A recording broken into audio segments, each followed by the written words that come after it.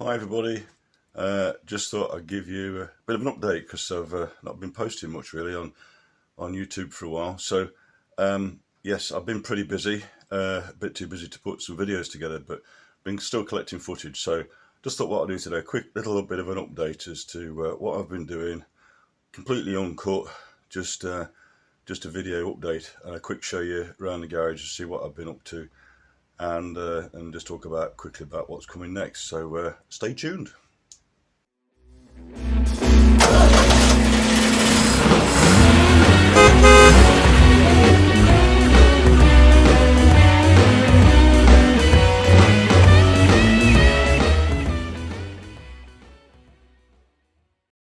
where to begin? It's really tight for space in here at the moment. So there's a few things going to be happening. But I'll just talk you through a few things totally at random. But anyway, there's my faithful old broomwade, which I've now sold, and a gentleman's going to come and pick that up on Sunday, so I'll have a little bit more space. So the only reason I've sold it is it's 10 CFM, and it was doing a really good job. However, with the blasting cabinet, let's just switch this on.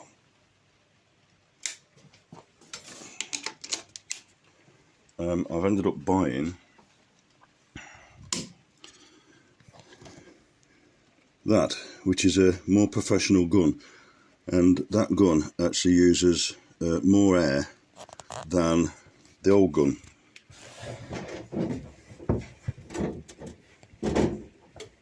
Oh. There you go, you can see it. Really good gun, very impressed with it. Really speeds up blasting, especially when you're trying to remove powder coating. So that's a godsend. However, that needed more air. So what did I do? I bought myself a new compressor. So I've increased it from 10 CFM to this one, a 200 litre, so it's a 75 litre bigger tank. Runs, although it says 92 decibels on the side, it runs very quiet. It's only around about 66, which is, I think it's one less than the old broomwade. So I'm really happy with that. And it's a slightly more comfortable tone with the compressor when it's running. So happy with that. So that's the first thing. I've had that a couple of weeks now. Plumb that in, had to plumb it in. So the old compressor was spun the other way around, and I asked the compressor supplier, can I come off this here to put the outtake for the compressor? And he advised me against it. He says you can come off either end, that end or that end, but he said they are in really tight. He said you'll have a hell of a job to shift them. So took his advice, thought it'd look quite nice this way around anyway. It's the way it's supposed to be, with the fan against the wall there, the cage against the wall. So that's what I did. So I had to move my regulator from there. So installed an extended piece of copper piping, moved the regulator to there, coupled up the unit to my flex tail there, put some new casters on. You can't quite see them, but they're down there. It's got some new casters on it, so I can move it around. And it came. I was really pleased. It came with a 16 amp plug on it. So brilliant, awesome. That's what I'm going to use. So I wired it all up, and then came the next problem, whereas I've only got one 16 amp socket.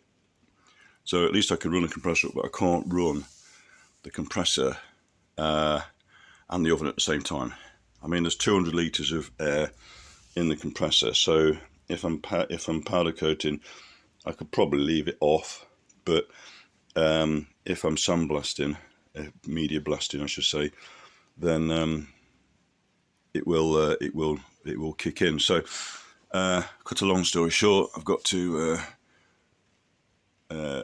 move that cable in, put it into the second socket there, a little jump lead across into that to complete the ring main, then I'm good to go. So that's one of my jobs I need to do.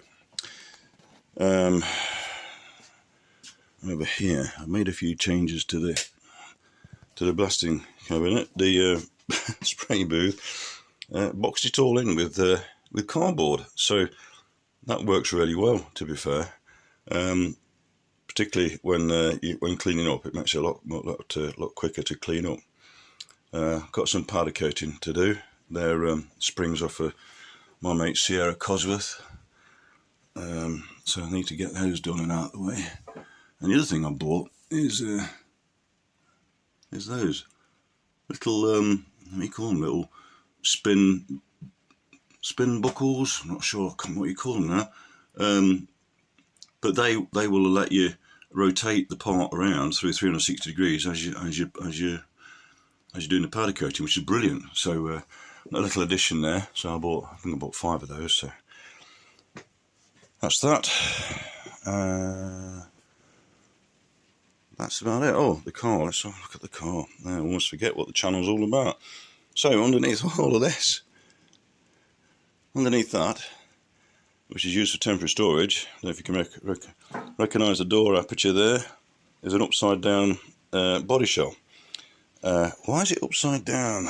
I can hear you all asking. Well, it's upside down for a very good reason, and that is because the next stage of this work is to complete the box section. So I'm going to be, this chassis obviously upside down, so you can see it. So if you remember the last video, I did all the repairs to those, both sides, so they're good to go.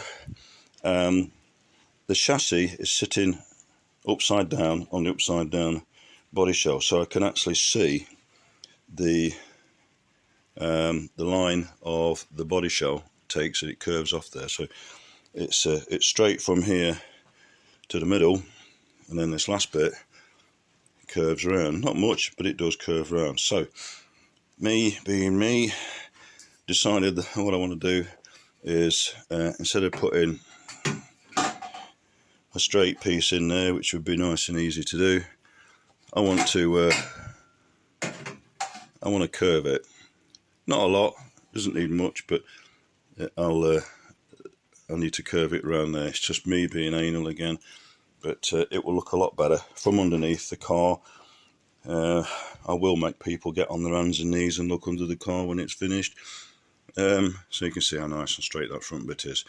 So that's the first bit I'm going to do. I'm going to do the front bit first. I've got all the steel work to do this. That's one of the pieces. Yeah, over here. That, not sure if you've seen any updates on that. I'm going to do a little video on how I made that. That is my metal bending, metal bending machine, which I made. It will bend up to 850 mil. I made the, or my mate rather, made me those hinges on his lathe, and it bends very nicely. I've made, gosh, I do need to tidy up. It's going to be the first job to do today. Made a bracket, a piece that goes underneath there, which has got a really sharp corner on, and it just takes that nice rounded edge off and gives you a tighter fold. So you can see how nice that lines up all the way along there. Very straight, very rigid, weighs a ton, and I'll probably get around to either painting it or powder coating it at some point. So it's raining today, so I might have a play today if I can make some space with the bending of the chassis, the new chassis outer rails, I should call them. This is a test piece that I bent on the bending machine, so you can see how nice and straight that is. Very pleased with that. To have bought one to bend this size, it would have cost me something about £500. which I wasn't prepared to spend. So decided to make it. It cost me about 90 quid altogether to make that. What else have I been doing? That's about it really. Need to tidy up and create a bit more space in here. So that's the thing to do. So I've got quite a bit to do. Raining today. I think I'll just cover these bikes up and then crack on. I've not been in for probably about 5 days in here with the heat. So I've had some time off, recharge the batteries, better get cracking. Bye for now.